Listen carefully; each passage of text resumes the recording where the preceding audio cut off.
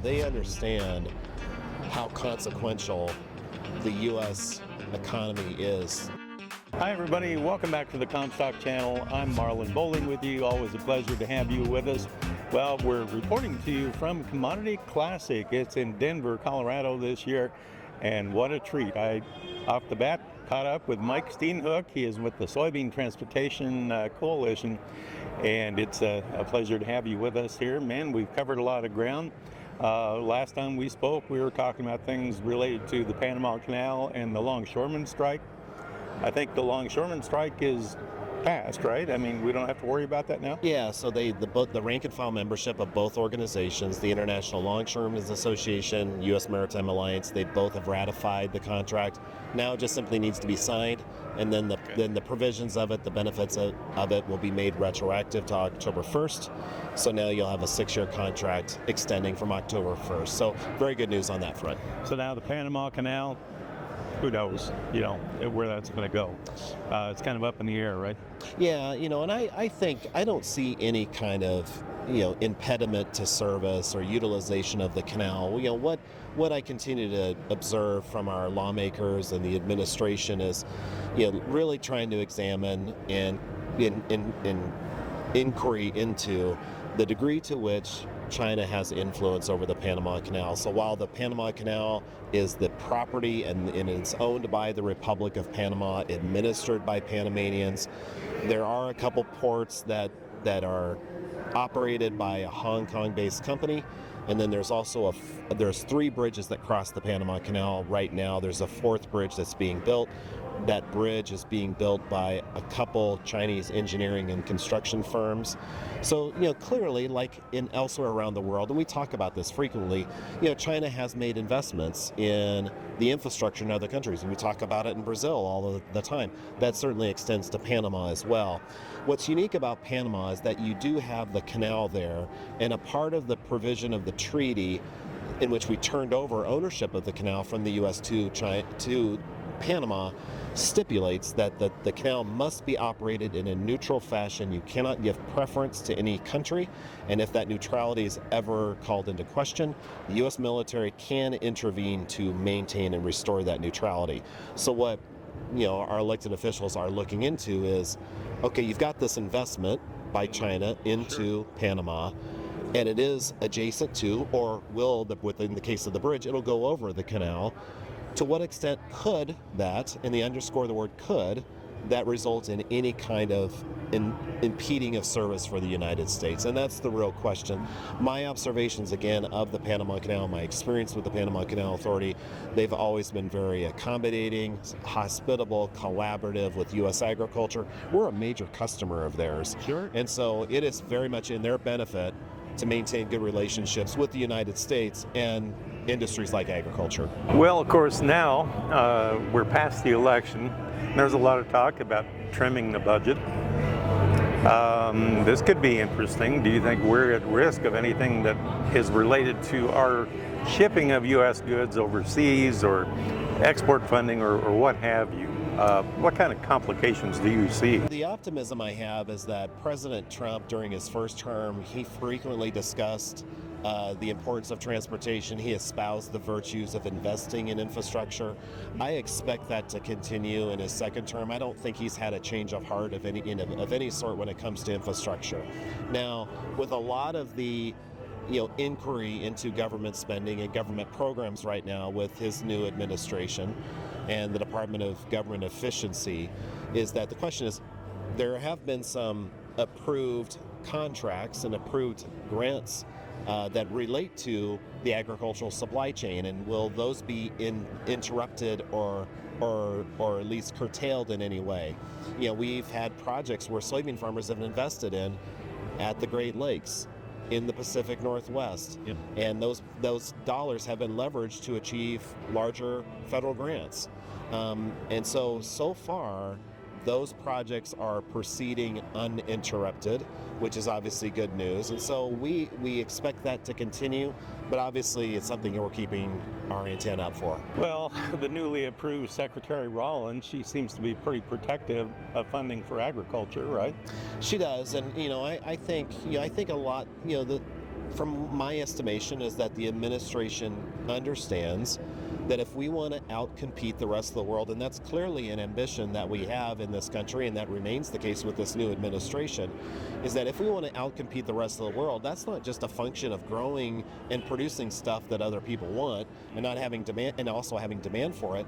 You have to get it there. You have to be able to effectively transport it, and winning in the international marketplace is just as much a function of getting product from point A to point B as producing it in the first place. It's the biggest problem from your point of view when it comes to all this tariff talk between, well, especially Canada and Mexico.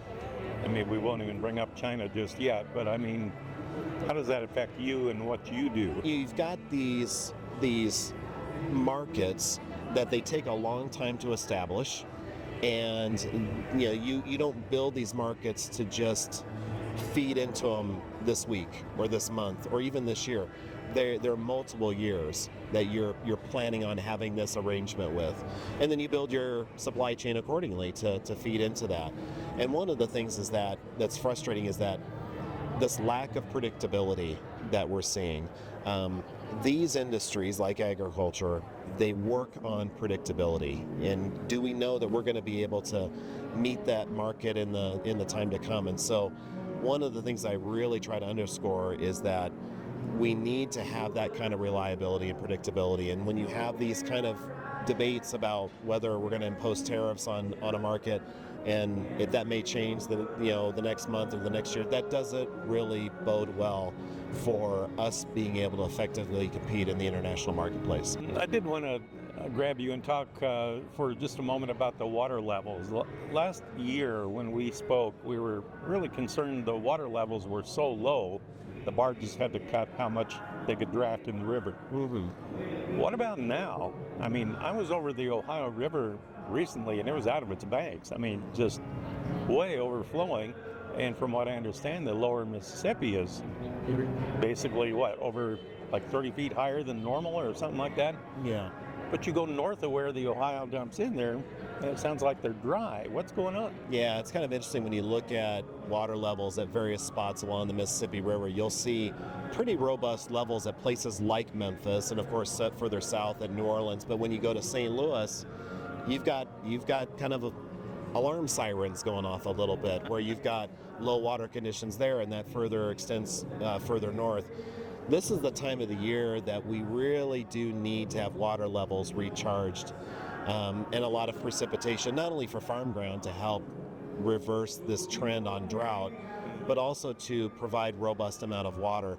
Because when you start entering into the summer months and then obviously into the fall, you want to enter that from a position of strength, not a position of weakness.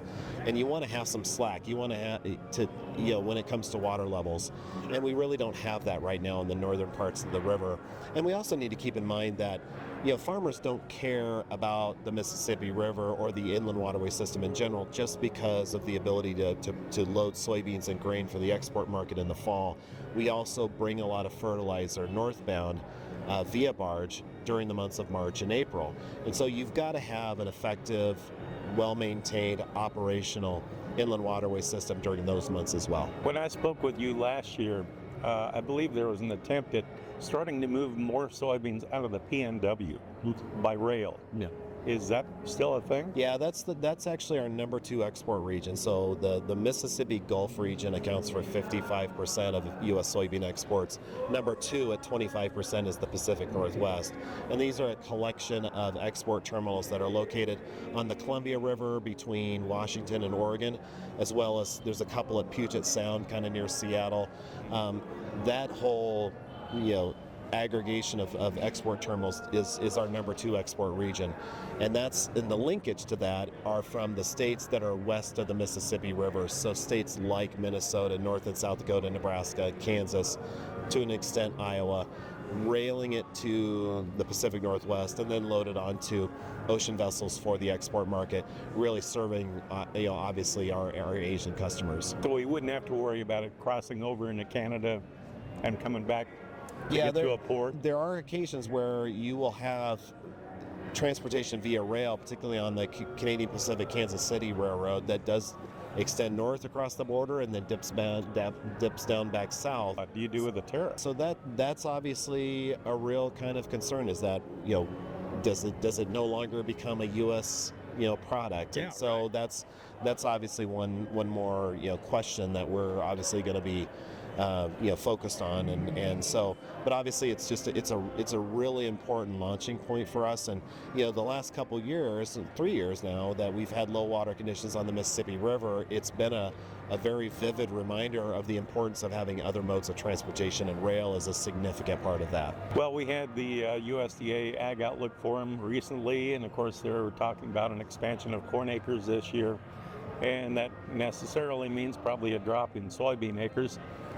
Does that concern you very much or not? Well, I know that there's, these things do ebb and flow, and we understand that there are some headwinds confronting the soybean industry. You've got a real acute competitive pressure from Brazil, where they just continue to bring new ground into production, and their yields have been quite substantial. They're obviously they're providing competitive pressure for corn as well, but soybeans it's particularly acute.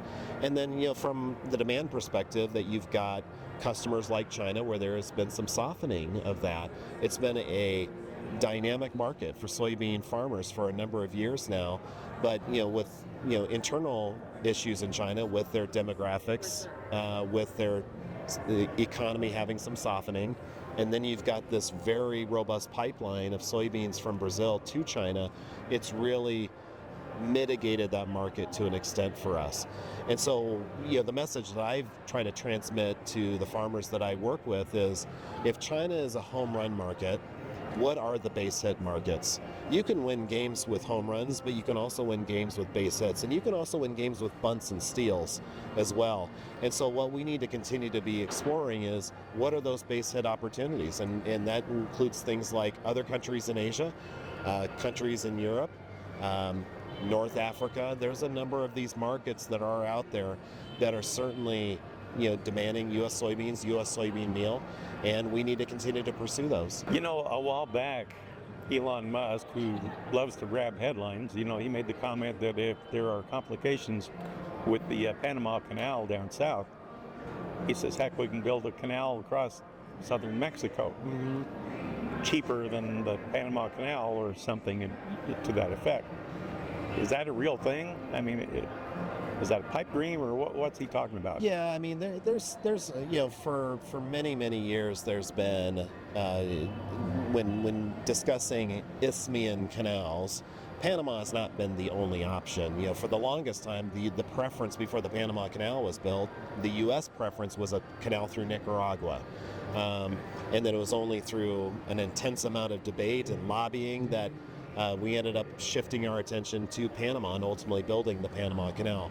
But then there's also the Mexican government has talked about having a canal through the Isthmus of Tehuantepec, which is kind of the narrow part, still much longer than Panama, of course. Panama is only 50 miles in width, but whether that is a land canal where you have ocean vessels deposit on the Pacific side, it's railed then to the Atlantic side, and then resumes the trip via an ocean vessel.